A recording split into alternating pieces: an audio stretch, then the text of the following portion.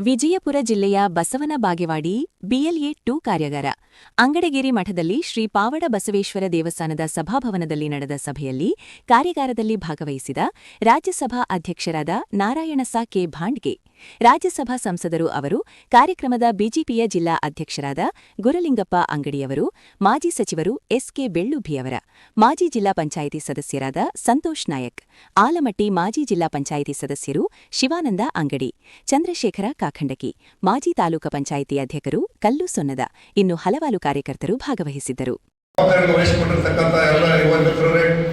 ಮತ್ತು ಪಕ್ಷದ ವಿವಿಧ ಜವಾಬ್ದಾರಿ ಹೊತ್ತಿರತಕ್ಕಂಥ ಎಲ್ಲ ಬಂಧು ಭಗಿನಿಯರೇ, ಈ ಒಂದು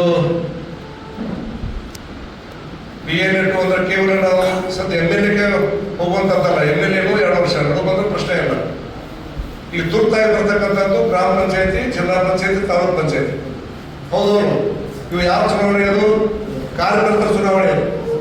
ಆ ಮಂದಿ ಎಲ್ಲರೂ ಆಗಿಲ್ಲ, ಆಗಾಗಲೊಂದು ಅವಕಾಶ. ZP ಎಲೆಕ್ಷನ್ ಆಗಿ 8 ವರ್ಷ ಆಗಿ 9 ವರ್ಷಕ್ಕೆ ಬಂದಿರಬೇಕೀಗ. ಅವಾಗ ನಾನು ಜಿಲ್ಲಾಧ್ಯಕ್ಷಿದ್ದೆ. ಅವಾಗ ಆಲಮಟ್ಟಿ ಒಳಗೆ ಈ ಮುಳುಗಡೆ ಕಾನೂನು 2013 ಕಾನೂನು ಸರ್ಕಾರ ತಂದಿತ್ತಲ್ಲ, ಹೋರಾಟ ತಗೊಂಡಿದ್ದೆ ನಾವು ಜಿಲ್ಲಾಧ್ಯಕ್ಷದಾಗ. ಅಂದ್ರೆ ಆಲಮಟ್ಟಿ MD ಆಸ್ಪತ್ರೆ ಎಷ್ಟು ದಿವಸ ಕೂತಿದ್ದೇವೆ ನಾವು? 1 ವರ್ಷ 4 ಜನ ಕೂತೇವೆ. ಅವಾಗ ಯಾರಿಗೂ ತಿಳಿಲಿಲ್ಲ ಅದು ಕಾಯ್ದೆ ಯಾಕೆ ಬಂತು, ಏನು ಅದು ಸಾಧಕ ಏನು ಬಾಧಕ ಏನು ತಿಳಿಲಿಲ್ಲ. ಕಾಂಗ್ರೆಸ್ನವ್ರು ಸ್ವೀಕಾರ ಮಾಡಿಬಿಟ್ರು. ಅವಾಗ ಕಾಂಗ್ರೆಸ್ ಸರ್ಕಾರ ಇರ್ತಿಲ್ಲ. ಅವಾಗ ಏನು ಕಾಂಗ್ರೆಸ್ ಸರ್ಕಾರ ಇಲ್ಲ, ಕಾಂಗ್ರೆಸ್ ಸ್ವೀಕಾರ ಮಾಡಿದ್ದಿಲ್ಲ. ಅದು ಸರಿ ಇಲ್ಲ ಅಂತ ಹೇಳಿದ್ದೆ ನಾನು. ಏನು ಹೇಳಿದ್ದೆ? ಭಾಳ ಒಳಗೆ ಹೇಳಿದ್ದೆ ನಾನು. ಏನು ಹೇಳ್ತೀವಿ? ಅಂಗಡಿಗೇರಿ ಊರು ಐತಿ. ನಾವು ಅಂಗಡಿಗೇರಿ ಪಕ್ಕದಾಗ ಯಾವ ಐತಿ? ಒಂದ ಅಂಗಡಿಗೇರಿ ಒಂದ ಅಂಗಡಿಗೇರಿ ಜಮೀನ್ದವ ಬಾಗೇವಾಡಿಗೆ ಹೋಗಿ ಎಕರೆಗೆ 1 ಲಕ್ಷ ರೂಪಾಯಿ ಖರೀದಿ ಮಾಡಿತ್ತಂದ್ರೆ ಆ 2013 ಕಾಂಗ್ರೆಸ್ಸಿನ ಕಾರಣ ಇಲ್ಲ ಅಂದ್ರೆ ಎಕರೆಗೆ 4 ಲಕ್ಷ ಕೊಡ್ಬೇಕು ಅವ್ರಿಗೆ. ಅಕಸ್ಮಾತ್ ಒಂದಾದವ ಎಕರೆಗೆ 15 ಲಕ್ಷ ಹಚ್ಚಿತ್ತಂದ್ರೆ ಸ್ವಲ್ಪ ಕಚೇರಿ ಅವ್ರಿಗೆ ಎಷ್ಟು ಬೇಕದು? 4 ಪಟ್ಟು. ಹೊಲ ಒಂದ, ಸೀಗ ಜಮೀನು ಒಂದ, ಊರ ಹೆಸರಷ್ಟು ಬೇರೆ. ಇಂಥ ಒಂದು ಅಂಧಾಕಾರನ ಕಾಂಗ್ರೆಸ್ ಸರ್ಕಾರ 13 ಅಂತ ಇದು ಸರಿ ರೂಪ ತಿಳ್ಕೊರೆ ಅಂತ ಹೇಳಿದೆ. 1.5 ವರ್ಷ ಹೇಳಿದೆ ನಾನು, ತಿಳಿಲೇ ಇಲ್ಲ. ಅದ್ರ ಅನುಭವ ಸಾಕಿ ಈಗ ಹತ್ತೇವೆ ನಾವು ಹೊರಗಡೆ ಜನ. ನಾ ಹೇಳಿದ್ರೆ ಅನುಭವ ಈಗ ಆಗತೈತಿ. ಈಗ ಸುಪ್ರೀಂ ಕೋರ್ಟ್ ಹೇಳಾಗತೈತಿ ಆ 2013 ಕಾನೂನು ಬಗ್ಗೆ ಮಾತ್ರ ರೈತರ ಪರವಾಗಿ ಆರ್ಡರ್ ಆಗಿಲ್ಲ. ಮೊನ್ನೆ ರೈತರ ವಿರುದ್ಧ ಆರ್ಡರ್ ಆಗೈತಿ. ಈಗ ಅದು ಕೆನಾಲ್ ಭೂಮಿ ಕಳ್ಕೊಂಡೀವಿ. ಆಲಮಟ್ಟಿಗೆ 75,000 ಎಕರೆ ಮುಳುಗಡೆ 3ನೇ ಹಂತಕ್ಕೆ. ಕೆನಾಲ್ಗಳಿಗೆ ಹೋಗ್ತಕ್ಕಂಥ ಭೂಮಿ ಬಾಗಲಕೋಟೆಗೆ ಭಾಳ ಕಡಿಮೆ. ಯಾಕೆ ದೊಡ್ಡ ನೀರಾವರಿ ಇದ್ರೆ ನಮ್ಮಲ್ಲಿ ನಾವು 50,000 ಎಕರೆ ಕಳ್ಕೊಂಡೆ. ಕೆನಾಲ್ ಪರಿಷತ್ ಗೊತ್ತಿರಲಿಲ್ಲ. ಅವ್ರು ಕೋಟಿಗೆ ಹೋದ್ರೆ ಕೋಟಿಗೆ ಆರ್ಡರ್ ಆಗ್ಯಾವ. 90 ಲಕ್ಷ, 1 ಕೋಟಿ, 2 ಕೋಟಿ. ಬಾಗಲಕೋಟೆ 1 ಎಕರೆಗೆ 10 ಕೋಟಿ, 15 ಕೋಟಿ ಆರ್ಡರ್ ಆಗ್ಯಾವ. ಈ ಸರ್ಕಾರ ಕೊಡೋದು ಸುಪ್ರೀಂ ಕೋರ್ಟ್ಗೆ ಹೋಗಿ ಬಿಡ್ತಾರೆ. ಸುಪ್ರೀಂ ಕೋರ್ಟ್ನಾಗ ಏನಾಗ್ಯದ? ಸರ್ಕಾರ ಪರವಾಗಿ ಅವರು ಒಂದು ಅರ್ಚನೆ ಎತ್ತಿಲ್ಲ ಸುಪ್ರೀಂ ಕೋರ್ಟ್. ಅವರು ಅಕಸ್ಮಾತ್ ಅವಾಗ ನಾವು ಹೋರಾಟ ಮಾಡಿದಾಗ 1 ವರ್ಷ ಆಗ್ತದೆ ಕೂತಿದ್ದೇವೆ. ಅವಾಗ ಸರ್ಕಾರ ಒಂದು ಕಮಿಟಿ ಮಾಡಿ ನಿರ್ಣಯ ಮಾಡಿ ರೈತರು ಚರ್ಚೆ ಮಾಡಿ ಏನು 40 ಲಕ್ಷ ಮಾಡ್ಯಾರ. 1 ವರ್ಷಕ್ಕೆ 30 ಲಕ್ಷ ಮಾಡ್ಯಾರ.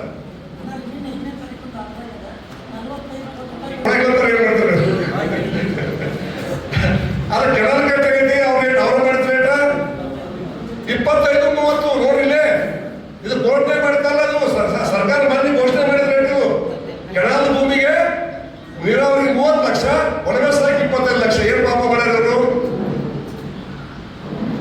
ಆ ಮುಳುಗಡೆ ಭೂಮಿ ಸ್ವಲ್ಪ ನೀರು ಇಟ್ಟರು ಪೀಕ್ ತೆಗಿಬಹುದು, ನೆವರ ಬರ್ಬೋದಲ್ಲಿ. ಕೆನಾಲ್ ಹಟ್ಟಿದ್ರೆ ಏನ್ ಮಾಡ್ತಾರೆ? ಭೂಮಿ ನೀವು ಏನು ಹೊಡ್ಕೋತಾರೆ ತೋರಿಸ್ಕೊಂಬಂದು ದೊಡ್ಡ ದೊಡ್ಡ ಕೆಲ ತೋರಿಸಿದ್ರು ಬರ್ಗೆ ಸಾಬ್ರಿ. ಅದು ಒಳ್ಳೆ ರೈತರು ಯೂಸ್ ಆಗುತ್ತಾ? ಇಲ್ಲ. ಮುಂದೆ ಯಾರು ನೀರು ತಗೋಬೇಕು ಅವ್ರಿಗೆ ಯಾರು ಭೂಮಿ ತ್ಯಾಗ ಆಗತ್ತೆ. ಆ ರೈತ ತ್ಯಾಗ ಮಾಡ್ತಾರ. ಹೊಳೆ ಅವ್ರ ಭೂಮಿ ಅಂತ ಅಲ್ಲ ಅದು. ಆ ಮುಳುಗಡೆ ಆದ್ರೆ ಸ್ವಲ್ಪ ನೆವರ ತೆಗಿಬಹುದು. 1-2 ದಿನ ಖಾಲಿಲ್ಲ ನೀರು ಇಲ್ಲಾಗ. ಇದು ಕೆಲಸ ಮಾಡ್ಬೇಕಾಗಿತ್ತು ರೇಟ್.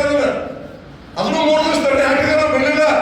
ಅವ್ರು ಆಟ ಮಾಡೋಕ್ಕಿಂತ ಮೊದಲು ಧರಣಿ ಇರ್ತಾವ, ಹೈವೇ ಬಂದ್ ಮಾಡ್ತೀವಿ, ಎಲ್ಲ ಮಾಡ್ತೀವಿ. ಅದ್ರ ಬಾಗಲಕೋಟೆಗ ರೈತರು ಒಪ್ಕೊಂಡ್ಬಂದ್ಬಿಟ್ಟು ಅವ್ರು ಒಪ್ಕೊಂಡ್ಬಂದ್ರೆ ನಾವು ಹಿಂಸರ್ದೇವೆ. ಅವ್ರು ಅಂದ್ರೆ ಇವ್ರು ಗೊತ್ತರಾಗಿ ಬಜೆಟ್ ಏಟ್ರ ಕೊಡ್ತಾರೆ ಅಂತ ನೋಡೋದು ಅಂತ ಹೇಳಿ ಬಜೆಟಿಂಗ್ ಮಾಡ್ತಾರೆ. ಭಾರತಗಳಾಗ ಮುಖ್ಯಮಂತ್ರಿಗಳು ಬಜೆಟ್ 3 ವರ್ಷದಾಗ ಕೊಡ್ತೇವೆ ಅಂತ ಅದನ್ನು ಹೇಳಿ ಒಟ್ಟು 1 ಲಕ್ಷ 10,000 20,000 ಕೋಟಿ ಆಗಿದೆ ಎಲ್ಲ ಸೇರಿ. ಈ ಕೌಲಿ ಒಂದು 50,000 ಎಕರೆ, ಮುಳುಗಡೆ 75,000 ಎಕರೆ. ಇದ್ರ ಬೆಳೆ ಹೆಚ್ಚಾಗೈತಿ. ಅವ್ರು ಹೇಳಿದ ರೇಟಿಗೆ 1 ಲಕ್ಷಕ್ಕಿಂತ ಬ್ಯಾಗ್ ಜಾಸ್ತಿ ಆಗ. ಮತ್ತು 22 ವರ್ಷ ಸ್ಥಳಾಂತರ ಮಾಡಬೇಕು. ಬರೀ ಇವತ್ತು ನಮ್ಮ ಜಿಲ್ಲೆಯ ಭೂಮಿಗೂ 50,000 ಎಕರೆ ಮಾಡ್ಬೇಕಂತ ಕಂಡೀಷನ್ ಇಟ್ಟು ಅವ್ರಿಗೆ ತಪ್ಪಂದು ಹೋರಾಟ. ಅದ್ರ ಸುಮಾರು ಮಾಡ್ಬೇಕಲ್ಲ, ಅದ್ರಾಗ ಹತ್ತು ಕಡಿಮೆ ಮಾಡ್ತೀವಂದ್ರೆ ಕೆಲಸ ನಮ್ಮ ಕ್ಷೇತ್ರದ ನಮ್ಮ ಜಿಲ್ಲೆಗೆ ಅದು ಎಲ್ಲ ಕಡೆಯಲ್ಲಿ ಇಲ್ಲೇ ಮಾಡೋದು, ಅಲ್ಲಿ ಒಂದು ನಾವು ಇಷ್ಟು ಕೋಟಿ ನೀರಾವರಿ ಅಲ್ಲಿಲ್ಲ. ಹೀಗಾಗಿ ನಾವು ಏನು ಗಡುವು ಕೊಟ್ಟಿವಿ ಅದಕ್ಕೆ ಮಾರ್ಚ್ ಮೊದಲೇ ಬಜೆಟ್ ಏನಿವತ್ತು ಈ ವರ್ಷ ಬಜೆಟ್ ಮಂಡನೆ ಮಾಡ್ತಾರೆ ಸರ್ಕಾರ, ಅದ್ರಾಗಿ ಇವ್ರು ಎಷ್ಟು ದುಡ್ಡು ಇಡ್ತಾರೆ ಏನೇನೋ ಹೇಳ್ತಾರ ಅದನ್ನ ನೋಡ್ಕೊಂಡು ಮಾತ್ರ ಹೋರಾಟ ಮಾಡ್ತೇವೆ ಅಂತ ಹೇಳಿದ್ರು. ನಾವು ಹೋರಾಟ ಮಾಡಬೇಕು, ಮಾಡಬಾರ್ದು. ಓಟ್ ಅಂತೂ ನಮ್ಮ ಪರವಾಗಿ ಬರಲಿಲ್ಲ, ರೈತರ ಪರವಾಗಿ ಬರಲಿಲ್ಲ. ಅದಕ್ಕೆ ಅದನ್ನು ಜಾಗೃತಿ ಮಾಡ್ಬೇಕು. ನಾಳೆ ಬರೇ ಒಂದೇ ಅಲ್ಲ, ಬರೇ ಓಟ್ ತಗೋದಲ್ಲ, ಓಟ್ ಹಾಕೋರಿಗೆ ಏನು ತೊಂದರೆ ಆಗೈತಿ, ವೋಟರ್ಸ್ ಮತದಾರರಿಗೆ ಏನು ತೊಂದರೆ ಆಗ್ಲಾಗ್ತೈತಿ. ಅವ್ರ ಆಸ್ತಿ ಕಳ್ಕೊಂಡ, ಆ ಆಸ್ತಿ ಸರಿಯಾದ ಬೆಲೆ ಸಿಗ್ತಾ ಇಲ್ಲೋ, ಕಾಂಗ್ರೆಸ್ ಅಂತೂ ಚಿಂತೆ ಮಾಡಾಗಿಲ್ಲ. ಆ ಚಿಂತೆ ಯಾರು ಮಾಡಬೇಕು? ಭಾರತೀಯ ಜನತಾ ಪಾರ್ಟಿಯ ಸಕ್ರಿಯ ಕಾರ್ಯಕರ್ತರ ಆ ಚಿಂತೆ ಕೂಡ ನಾವು ಮಾಡ್ಬೇಕಾಗತ್ತೆ.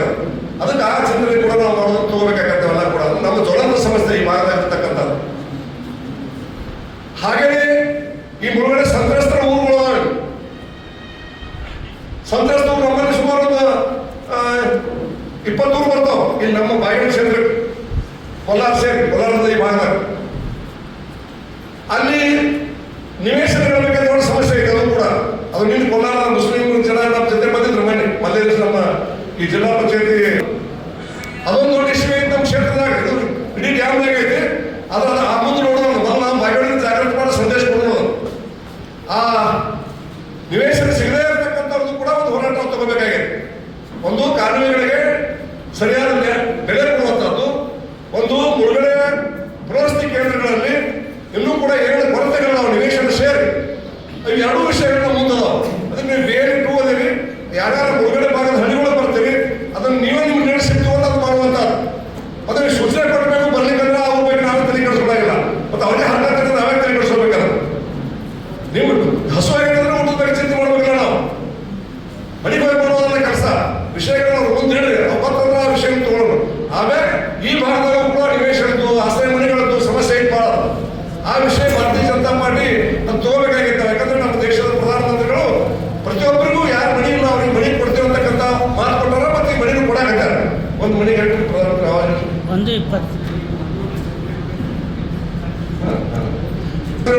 ಲಕ್ಷ ರೂಪಾಯಿ ಕೇಳಿ ಸರ್ಕಾರ ಕೊಡ್ತದೆ. ಅದು ಸ್ವಲ್ಪ ರಾಜ್ಯ ಸರ್ಕಾರ ಕೊಡ್ಬೇಕು. ಇದೊಂದು ದೊಡ್ಡ ಯೋಜನೆ ಐತೆ. ಅದು ಈ ಸರ್ಕಾರ ಏನ್ ಮಾಡ್ತದೆ ಗೊತ್ತಿಲ್ಲ. ಅದು ನಮ್ಮ ಸರ್ಕಾರ ಇರ್ತದೆ. ಸುಮನ್ ಅವರು ವಸತಿ ಮಟ್ಟಿದ್ದಾಗ ನಾವು ನಮ್ಮ ಕ್ಷೇತ್ರಕ್ಕೆ 10,000 ಮನೆ ಕೊಟ್ಟೇವಿ. ಆಶ್ರಯ ಮನೆ 10,000 ಕೊಟ್ಟಿವಿ. 2,000 ಮನೆ ಪಂಚಾಯತ್ ಊಟ ಹಣ ಕೊಡಲಿಲ್ಲ. ನಿಡ್ಗುಂದಿ, ಮಲ್ಗೋಳಿ, ಕೊಲ್ಲಾರ ಅವಳದ ಕೊಲ್ಲಾರ ಮುಸ್ಲಿಂ ಅವರು 500 ಹಾಕಿಟ್ಟು ಜಲ್ದಿ ಕೊಟ್ಬಿಟ್ಟು ಹೆಸರು.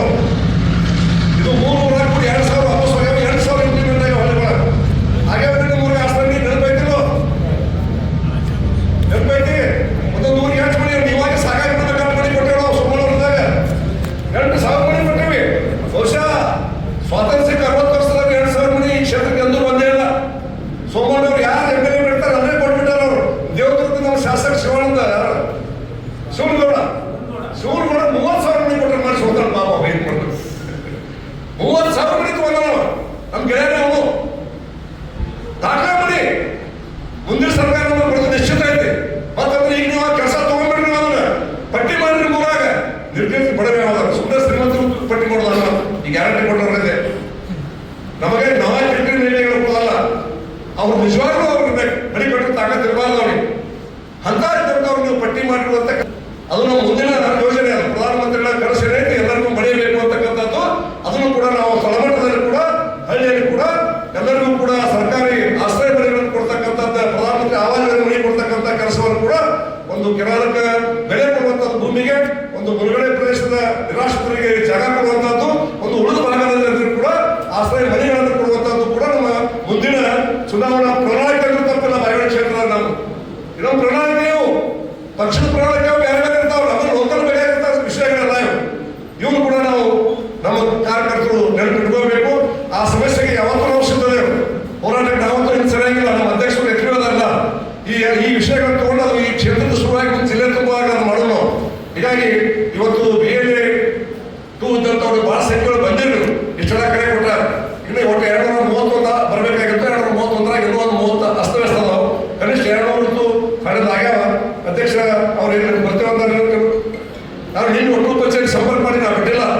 ನಾವು ಈ DVG ರಾಮ್ಜಿ ಕಾರ್ಯಕ್ರಮ ಒಂದು ನಮ್ಮ ಅಧ್ಯಕ್ಷರು BY ವಿಜೇಂದ್ರ ಅವರು ನೀವು ನಾಳೆ 19 ಕಾರ್ಯಕ್ರಮ ಬರ್ಬೇಕಾಗಿತ್ತಂದ್ರೆ 3 ಕಡೆ ನೀವು ಅದ್ರ ಜಾಗೃತಿ ಸಮಾವೇಶ ಮಾಡಿ ಬರ್ಬೇಕಂತ ಹೇಳಿದ್ರು.